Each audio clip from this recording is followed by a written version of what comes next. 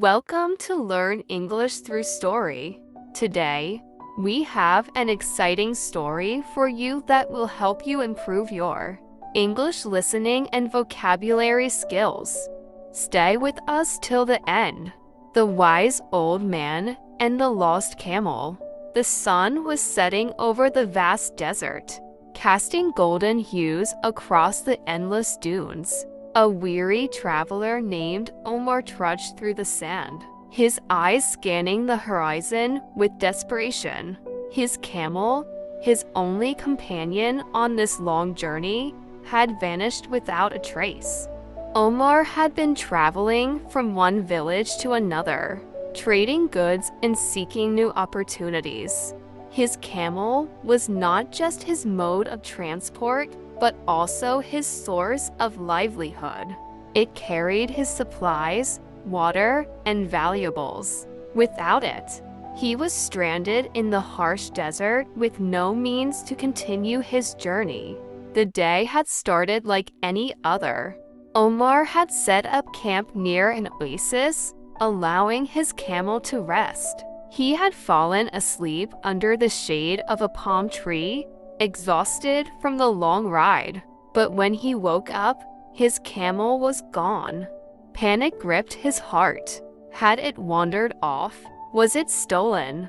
Had a wild animal taken it? His mind raced with terrible possibilities. He searched the area frantically, looking for footprints or any sign of its direction.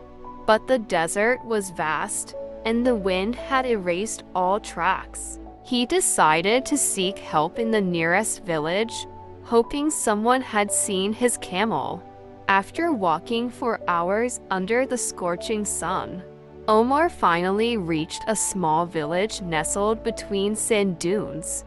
It was a humble settlement with mud brick houses, date palms, and a small marketplace bustling with activity.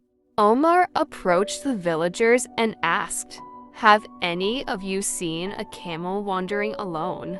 It is blind in one eye, has a missing front tooth, and walks with a slight limp." The villagers shook their heads. "No, traveler, we have not seen such a camel." Disappointed, Omar was about to leave when an elderly man sitting under a large tree called out to him. "Come here, young man," the old man said in a calm, wise voice. The old man, known as Sheikh Zaid, was respected by the villagers for his wisdom and keen observation.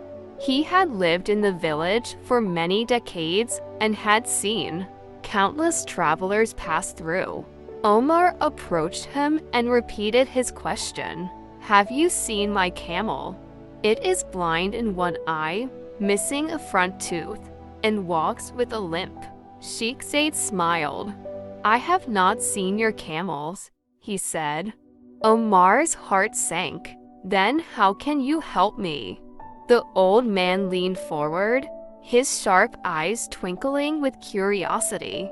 "But tell me, was your camel carrying honey on one side and grain on the other?" Omar's eyes widened in shock. "Yes. But how do you know?" The old man chuckled softly. "And did it leave a faint trail of honey drops along the way?" Omar gasped. "Yes, I noticed some sticky spots on the sand, but I didn't think much of it." Sheikh Zaid nodded. "And was there a trail of half-chewed grain falling from the other side?" Omar was now completely astonished. "Yes, that's exactly right. Please, tell me where you saw my camel." Sheikh Zaid sighed and shook his head. "I have not seen your camel, young man."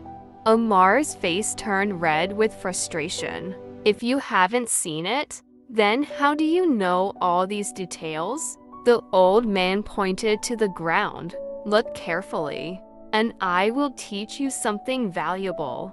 Omar followed Sheikh Zaid's gaze and looked at the sand around them. The old man spoke patiently. "Do you see how the grass on one side of the road is eaten? but the other side is untouched. Omar nodded. That tells me the camel is blind in one eye. It could only see one side, so it only ate the grass that was visible to it.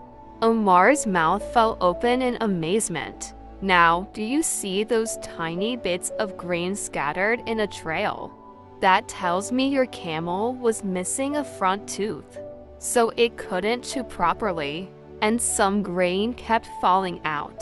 Omar listened intently, fascinated by the old man's wisdom. And look at these footprints, the old man continued. Notice how one side is deeper than the other. That means the camel was putting more weight on one leg, which tells me it has a limp. Omar was speechless. You saw all this just by looking at the ground. Sheikh Zaid smiled. A wise man does not need to see everything with his own eyes. He only needs to observe carefully and understand the signs. Omar realized how much he had overlooked. He had been so focused on finding his camel that he had not paid attention to the clues it had left behind. With renewed hope, Omar followed the trail that Sheikh Zaid had pointed out. The sticky honey drops and scattered grain led him through the village and toward a small grove of date trees. As he approached, he heard a familiar sound, a soft, tired grunt. His heart raced. He ran forward and, to his great relief, found his camel resting under a tree. The camel looked up at him, with its one good eye chewing lazily. It was safe. Omar rushed forward and embraced his loyal companion. There you are. I was so worried. He checked the camel carefully. Apart from exhaustion, it was unharmed. He led the camel back to the village, where he thanked Sheikh Zaid sincerely. Your wisdom has saved me. Without your guidance, I would have been lost forever. The old man chuckled. Remember, young man, the world speaks to us in many ways. We just need to learn how to listen. Omar stayed in the village for a few days, learning from Sheikh Zaid. The old man taught him the importance of paying attention to details, thinking before acting, and understanding the world through observation rather than assumptions. Before leaving, Omar asked Sheikh Zaid, "What is the greatest wisdom you have learned in life?" The old man smiled and replied, "True knowledge is not just about seeing with your eyes, but about understanding with your mind." Omar left the village as a changed man. He was no longer just a traveler, he was a seeker of wisdom. From that day on, he observed the world more carefully, never ignoring the small details that told big stories. Moral of the story: 1. Wisdom comes from careful observation, not just from experience. 2. The world is full of clues. Only those who pay attention can understand them. 3. Before panicking, look at the details, they often hold the answers. 4. Patience and critical thinking are more valuable than quick assumptions.